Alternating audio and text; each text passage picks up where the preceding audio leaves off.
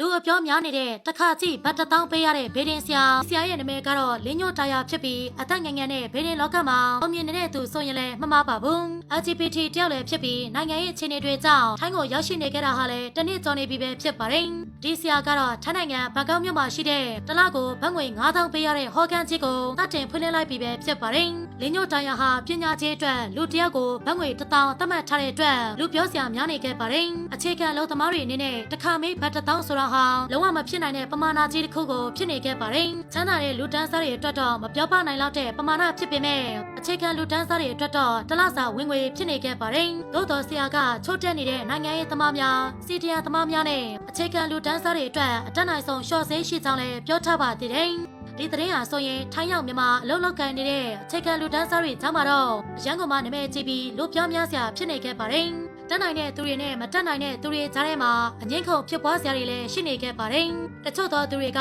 အလုံးမလုံးစားတော့ပဲဘေးရင်ဟောစားတော့မယ်ဆိုပြီးနောက်ပြောင်ပြောဆိုနေကြပါတယ်။သူ့ကိုဘလိန်းနေကြတဲ့သူတွေကိုလည်းနာနာနေနေချမ်းချမ်းမမလေးနဲ့ဘလိန်းကြပါဆိုပြီးပြန်လည်တုတ်ပြန်ပြောဆိုခဲ့ပါတယ်။ဆလပ်ပြီးလင်းညိုတာယာကသူ့ရဲ့ဟောကန်ကိုလူမစီစေခြင်းပဲဈေးနှုန်းနဲ့လှုပ်တဲ့အခါလူစီကားလာပြီးပြဿနာများစွာရှိလာနိုင်တာကြောင့်ကြောက်ရှားတဲ့အနေနဲ့ဒီဈေးနှုန်းနဲ့ကန့်သတ်လိုက်တာဖြစ်ကြောင်းပြောခဲ့ပါတယ်။ဆလပ်ပြီးလင်းညိုတာယာကငွေချင်းမပြည့်စုံတဲ့သူဈေးနှုန်းနည်းစွာနဲ့မြင်မြန်ခြင်းတော့ online ကနေမြင်မြန်နိုင်ပြီးသူ့ကိုလာရောက်တွေ့ချင်တဲ့သူနဲ့တွေ့ပြီးဘတ်ငွေ1000ပေးရတာဟာတန်တယ်လို့တတ်မှတ်တဲ့သူတွေကပဲလာကြလိုက်မယ်ဆိုပြီးပြောခဲ့ပါတယ်။ဒီဈေးနှုန်းကလူတိုင်းအတွက်မဟုတ်ချမ်းသာတဲ့သူတွေအတွက်သာတည်တတ်ဖြစ်ကြောင်းပြောခဲ့ခြင်းပဲဖြစ်ပါတယ်။ဒီကနေ့မှလည်းသူ့ထံမှာလာရောက်မြင်မြန်သူများလည်းရှိနေကြောင်းကိုဆိုရှယ်မီဒီယာမှာပုံတင်ခဲ့ပါတယ်။ပညာကြီးဘတ်1000လို့ကန့်သက်ထားခဲ့ပေမဲ့လည်းလာရောက်မြင်မြန်သူတွေဟာရှိနေခဲ့ပြီးဖြစ်ပါတယ်။လင်းညိုတာယာရဲ့ပညာကြီးဘတ်1000သတ်မှတ်ထားခြင်းအပေါ်ပရိသတ်တို့ရဲ့အမြင်ကိုလည်းပြပြခဲ့ပါအောင်ရှင်အားလုံးကိုကျေးဇူးတင်ပါတယ်ဆက်လက်ပြီး celebrity သတင်းများအတွက်ကျမတို့ရဲ့ page ကို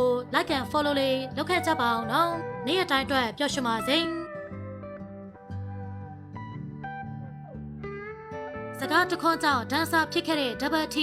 ဒီကနေ့မှာတော့စကားတခွန်းကြောင့်ဒန်ဆာဖြစ်လာတဲ့ Double T အကြောင်းကိုပြပြပေးသွားမှာပဲဖြစ်ပါတယ်။ Double T ကတော့ဒန်ဆာလောကမှာနာမည်ရှိတဲ့လူတစ်ယောက်ဆိုရင်လည်းမမှားပါဘူး။သူဟာအကကို15-16နှစ်ရွယ်ကလေးကကခဲ့တာဖြစ်ကောင် professional အကလောကတွေကိုရောက်ရှိနေကြတာဟာအနည်း20လောက်ရှိပြီပဲဖြစ်ပါတယ်။ Double T ကတော့လူငယ်လူရွယ်သားမကအသက်10နှစ်ကျော်ကလေးတွေကအစအကပညာကိုတက်မြောက်သင်ကြားပေးနေတဲ့အကဆရာတစ်ယောက်လည်းဖြစ်ပါတယ်။ Double T ကတော့ပျော်ပျော်နေတတ်တဲ့သူဖြစ်ပြီးအကနဲ့ပတ်သက်သမျှကိုလည်းသူ့ရဲ့ social media မှာတင်ပေးလေရှိပါတယ်။ဆရာကတော့အကတော်ရုံတင်မဟုတ်ပဲဟာတာဗီဒီယိုတိုလေးတွေရိုက်ကောင်အများပြည်သူပြောင်းလဲလုပ်ပေးတတ်ပါသေးတယ်။လက်ရှိမှာ Double T ကတော့အကဝါသနာပါသူတွေအတွက်သူ့ရဲ့အကတင်တန်းမှာလူကြီးလူငယ်မရွေးအသက်9နှစ်ကလေးတွေကအစအကုန်တက်ရောက်နိုင်အောင်စီစဉ်ဖွင့်လှစ်ထားပဲဖြစ်ပါတယ်။သူ့ရဲ့တင်တန်းသားတွေကိုလည်းလုံးဝတက်မြောက်သွားအောင်ထိဆရာသားမချမ်းကုန်တင်ကြားပေးတာပဲဖြစ်ပါတယ်။ Double T ကတော့ K-Light Trump ဖြစ်နေတဲ့အက challenge တွေကိုလည်းတင်နန်းသူတင်နန်းသားတွေနဲ့ဝင်ရောက် join လေးရှိတာပဲဖြစ်ပါတယ်။ဒါအပြင် TikTok ဆယ်လီအကသမားတွေနဲ့လည်း TikTok trend တွေကိုကလေးရှိတာပဲဖြစ်ပါတယ်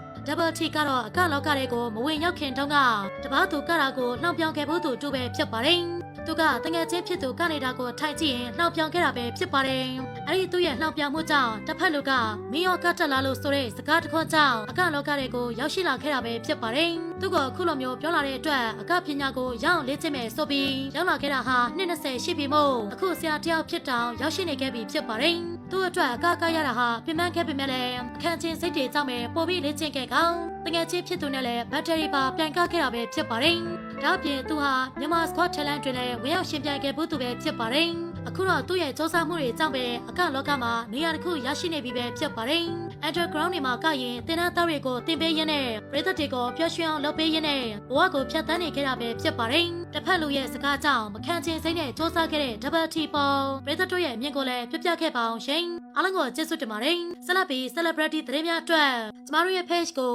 like and follow လေးလုပ်ခဲ့ကြပါအောင်နော်။နေ့ရက်တိုင်းအတွက်ပျော်ရွှင်ပါစေ။